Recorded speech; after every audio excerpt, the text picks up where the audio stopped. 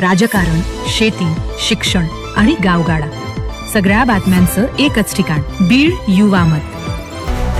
केज तालुक्यातील टाकाळी येथील रहिवासी स्वर्गीय विलास घुले यांच्या निधनाने संपूर्ण परिसरात शोककळा पसरली आहे. त्यांच्या निधनाची बातमी समजताच राज्याचे माजी मंत्री धनंजय मुंडे यांनी थेट त्यांच्या निवासस्थानी धाव घेतली. धनंजय मुंडे यांनी स्वर्गीय विलास घुले यांच्या प्रतिमेला पुष्पहार अर्पण करून भावपूर्ण श्रद्धांजली वाहिली.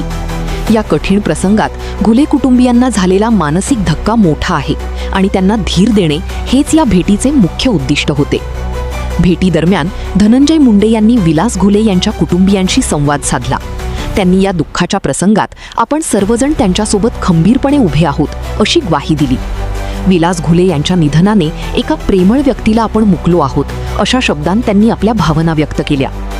कार्यकर्ते आणि सर्वसामान्यांच्या अडीअडचणीत नेहमीच पुढाकार घेणाऱ्या धनंजय मुंडे यांनी घुले कुटुंबियांना या संकटातून सावरण्यासाठी आवश्यक ते पाठबळ देण्याचे आश्वासन दिले. यावेळी परिसरातील नागरिक आणि समर्थक मोठ्या संख्येने उपस्थित होते.